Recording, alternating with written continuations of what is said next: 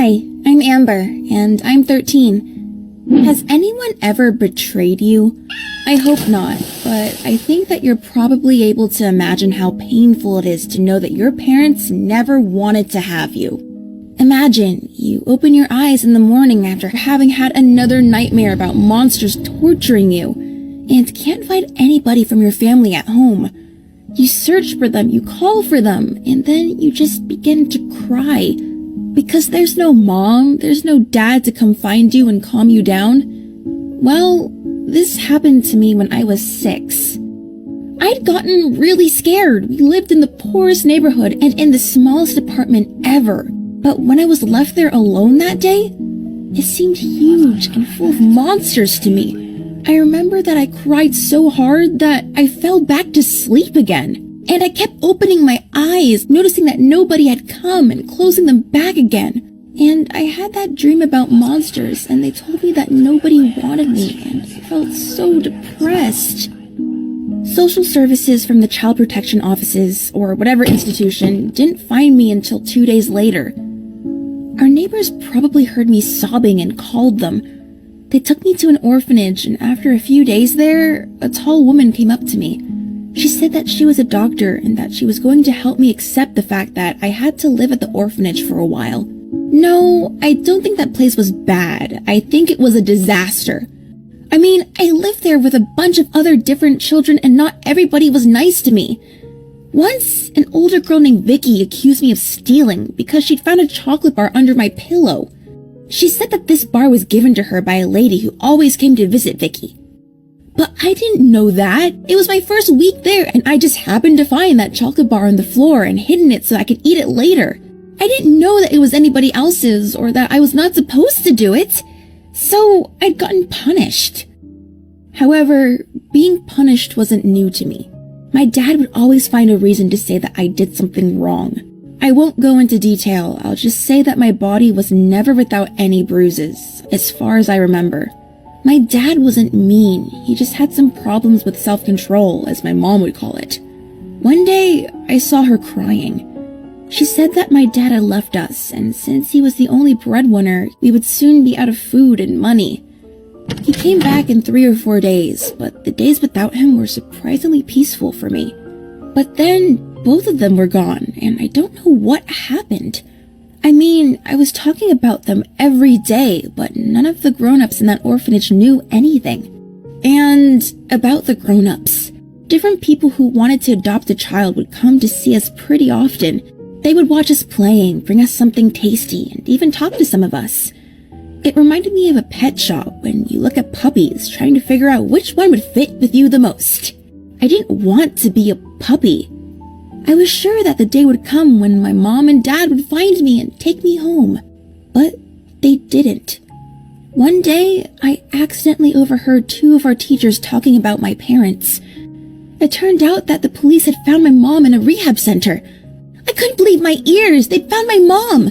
I was definitely not supposed to hear that news, but it was so inspiring that I just couldn't stop thinking of the day when she would finally come and take me home. I spent days and nights counting minutes until the moment I'd see my mom again. I was drawing lots of different pictures to give her. I even stopped being angry at stupid Vicky, who had been down on me ever since that chocolate incident and kept teasing me. One day, she, as usual, was bragging to everybody about a cake the woman who wanted to adopt her had given her. Vicky was supposed to share it with everybody, but she had all intentions of dropping the piece, which was supposed to be mine, on the floor. I wanted to punch her in the eye and told her that she might be getting adopted soon, but I was about to see my real mom. She said that I was a liar, and that Miss Patterson, the headmaster, heard it, and, well, I had to have a serious talk with her. It turned out that I had misunderstood the information I'd heard. They had really found my mom, but she didn't want to take me.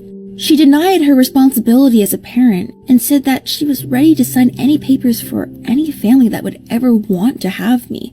This almost killed me. At first, my dad dumped me as if I was nothing, and now my mom was happy to not be my mom anymore. Because of everything, I felt sick and stayed ill for 10 days, unable to eat or leave the bed. It had been 6 months of me being at the orphanage when I had found out that one nice family wanted to become fosters for me. They told me about their nice big house with a pool and their big black dog and stuff. I was tired of being alone because I hadn't made friends with anyone. So I agreed to go with them. This family, the Johnsons, were kind. They had twin sons that they'd already adopted, and as far as I understood, if the boys and I got along great together, they were ready to have me, like, permanently. Life with the Johnsons was interesting, maybe, but not fun. They were very strict and severe in their punishments. Of course, they didn't beat us, but after any shortcomings from one of us, be it a broken plate or loud rock music, they leave all 3 of us with no supper, even if we were hungry. They thought that this would develop a family spirit among us. And since my new brothers were naughty 12-year-old boys, we rarely ate in the evenings. They also wouldn't let us listen to anything other than classical music, and arrange a piano teacher for me.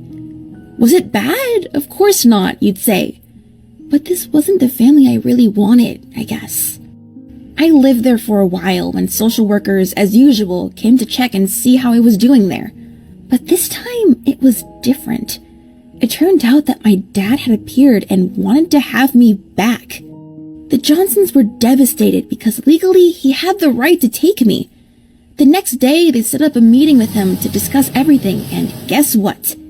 He figured out that I had gone in with a wealthy family and demanded money in exchange for the right to be my parent. I'm not sure what happened next in detail because back then I was only 7 years old. And I doubt this information matters. But you see, both of my biological parents apparently didn't want to have me. Ever. Now, as you might have guessed, I still live with the Johnsons. They've adopted me, and now they are my only parents, legally. With time, I not only learned to play the piano, but also got used to their family rules. I can even say that I love them now, but don't tell them this. My brothers have grown up and are now studying in college already. And recently, one of them posted a photo of his classmates on his Facebook, and I was surprised to recognize one of the girls in it. See? That's Vicky, my former chocolate bar friend.